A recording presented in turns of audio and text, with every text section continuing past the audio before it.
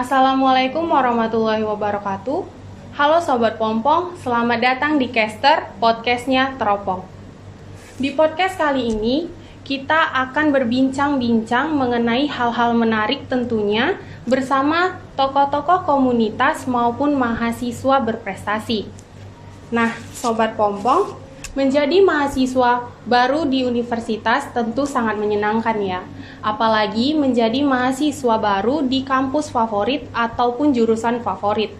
Namun gimana sih jadinya jika mahasiswa baru di masa pandemi saat ini?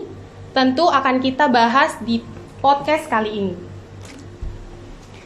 Nah, kembali lagi bersama saya Atika Khairuna di sini.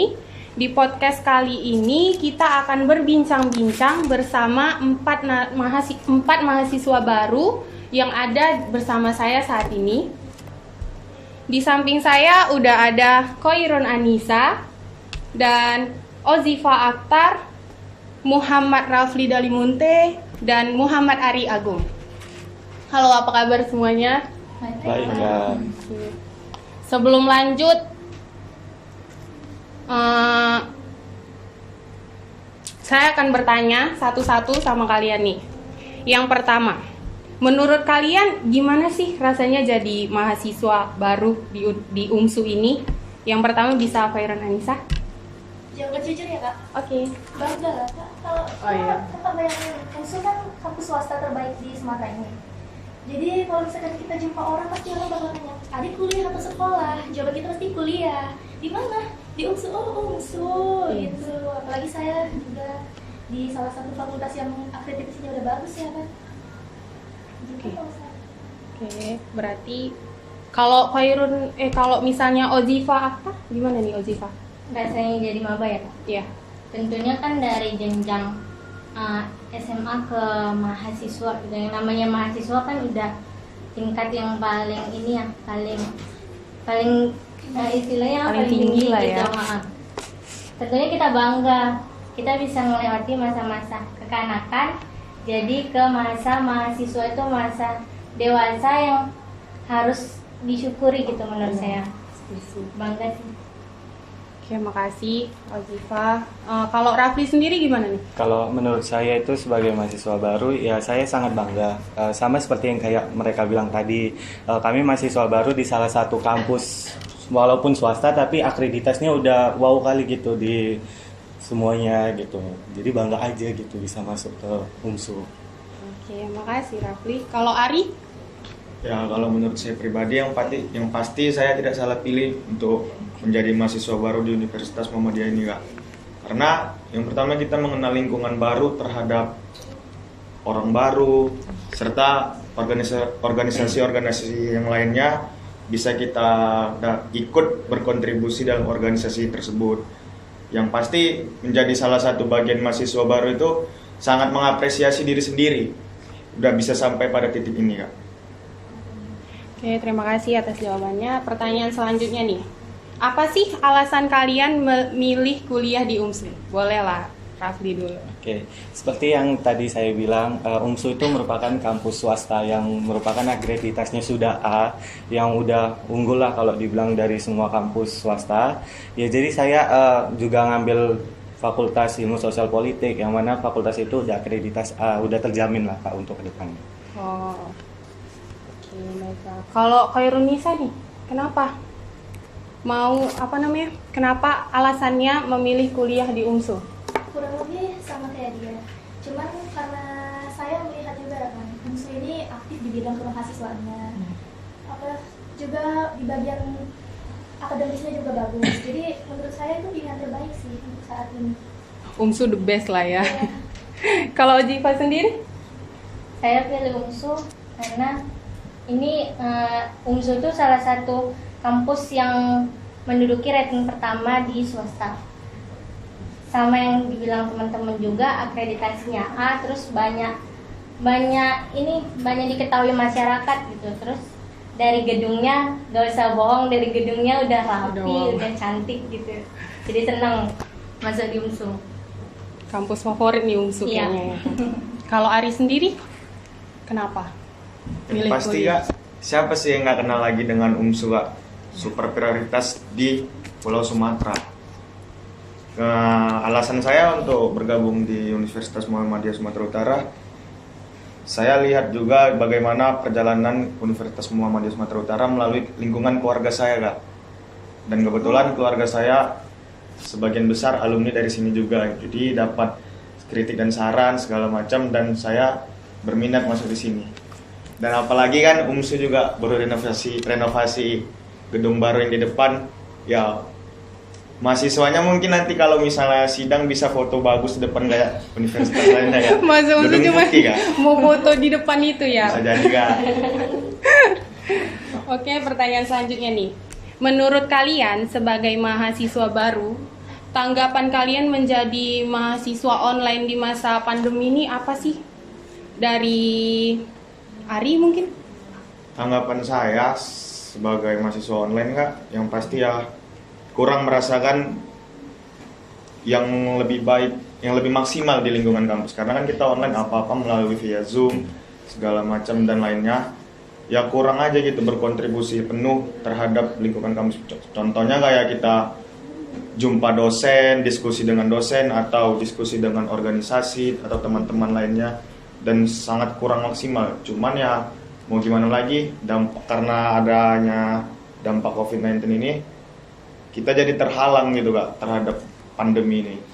Ya semoga setelah vaksinasi yang udah diselenggarakan oleh UMSU, kita cepat dapat bertatap muka kembali untuk berjumpa orang-orang yang kita cintai di lingkungan kita ini ya. Amin. Contohnya apa tuh, pacar ya? Belum ada kan untuk saat ini. Oh, belum ada? Bisa lah nih. Kalau misalnya Rafli nih, kenapa? Apa nih harapan? Kalau dari Rafli sih sebagai maba baru nih yang semua dilakukan secara online ya. Dari sisi sukanya itu ya kita bisa di rumah aja makin akrab dengan keluarga gitu kan. Nggak seru juga sih kalau sering-sering. Ya dukanya itu Garing kayak juga. garing juga. Apalagi kayak saya nih cuman 5 orang sekelas jadi agak garing Iya gitu. ya, lima orang Iya, ya? 5 orang. Ada ceweknya nggak tuh? Ada 1. Oh, cuma rebutan dong kalian? Astaga. Kalau misalnya Jiva, kenapa?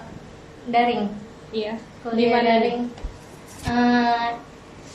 Kalau kuliah daring sih di UMSU nyaman-nyaman aja ya, dosennya pun peka juga, maksudnya aktif juga. Mungkin kalau iya. kampus lain nggak terlalu ya kali, karena UMSU the best, dosennya juga the best pastinya. Kuliah daring saya nggak bisa ngerasain kayak teman-teman yang sebelum pandemi, kuliah sebelum pandemi, pakai baju bagus, foto-foto, ada teman bareng gitu kan, cerita-cerita gitu.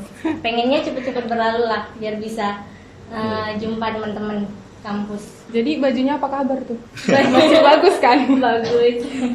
Kalau misalnya Asa nih, Kalau tanggapannya? saya, selama kuliah online ini, yang paling menurut saya kurang itu di bagian dari pembelajaran ya, Kak. Karena materi yang diberikan kan tidak sepenuhnya. Jadi itu saat kita ada keperluan dengan dosen itu jadi susah karena nggak bisa tatap muka. Dan dosen juga nggak selalu bisa di-chat ya kan? Iya, Ada kadang waktu sombong tertentu, ya. Iya. Ya kayak gitu aja. Oke, makasih. Pertanyaan selanjutnya, apa suka duka menjadi mahasiswa baru online? Dari Rafli? Oke. Tadi yang seperti yang saya bilang sukanya itu kayak lebih apa-apa kita selalu di rumah, lebih safety lah gitu kan. Kemudian dukanya itu ya seperti yang dibilang si Nisa tadi, kita kayak materinya nggak nyampe gitu kan ke kita, apalagi yang dosen juga pada sibuk gitu, nggak bisa di chat setiap saat. Kemudian pun kemarin terkendala di sistem e-learning, jadi banyak yang kayak error gitu. Itu sih dukanya, Kak. Nggak enak. Nggak seru ya? Iya, Kapan bener. sih tatap muka UMSU? Kalau Ari sendiri? Yang pasti kalau sukanya sih, Kak, kalau kita ada dampak baiknya, kalau misalnya kita Zoom ini atau melalui online ini, kita contoh nih dalam ujian, peluang besar kita untuk mendapatkan nilai tinggi itu lebih akurat sih, Kak. Ya, lebih gampang sih, OP-nya Kak. gitu. Jadi kalau online ini lebih, ya menurut saya ya efektif sih kalau untuk ujian. Kalau ujian Ya, aja ya, Kak. kalau enggak nih? Kalau enggak ya janganlah, Kak, kalau bisa. Kalau untuk dukanya, yang pasti dukanya sangat sedih lah. Apalagi saya sebagai anak tunggal di rumah, sendiri terus di rumah, Kak. Oh iya, main-main lah ke rumah kakak. Sunyi kok. Gak ada kegiatan di rumah ya. Mau gimana lagi, ya udah nikmati aja lah, Kak. Berarti nih kalau misalnya kalau tatap muka, kalau pelajaran biasa nggak apa-apa. Tapi kalau ujian maunya daring aja Boleh gitu. Kak? Iya benar. Kalau Adisa, Asa, sorry.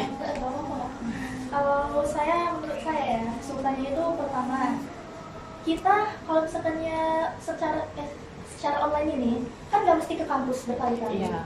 Itu dari segi ekonomi pasti lebih menghemat uang karena kita pasti nggak perlu nongkrong lagi sama teman setiap Iya pulang sih, iya pulang bener-bener. kuliah gitu. Dia itu juga kayak yang dibilang dia tadi masalah outfit kan, nggak perlu sibuk hari ini outfit apa besok outfit Iya, apa. pusing ya. Iya benar. Pusing kayak. Berarti kalau misalnya lagi nge-zoom cuma pakai tidur, pakai jilbab udah lah gitu ya, pakai baju tidur. Kalau Jiva sendiri, apa nih suka dukanya? Suka dukanya, kalau suka dukanya dulu sih, kalau misalnya daring lebih banyak ngabisin kuota ya menurut saya. Iya. Terus-terusan nge-zoom gitu, terus-terusan melalui internet, semuanya melalui internet, jadi banyak makan kuota. Kalau sukanya, suka sih bisa jadi lebih tahu dunia komunikasi. Misalnya kalau misalnya kita ngirim tugas, kan dulunya SMA nggak perlu diubah jadi PDF, sekarang diubah ke PDF, dikonversi segala macam. Terus banyak mengetahui aplikasi untuk ngetik, untuk ngirim tugas gitu sih sukanya. Jadi lebih banyak kenal tentang komunikasi gitu, tentang Ada untungnya aplikasi juga lah itu. gitu ya. Oke. Pertanyaan selanjutnya nih. Selama menjadi mahasiswa baru online, ada nggak hal menarik selama perkuliahan di Zoom gitu? Kadang kan ada gitu gabut-gabut gitu kan kon-kon kita.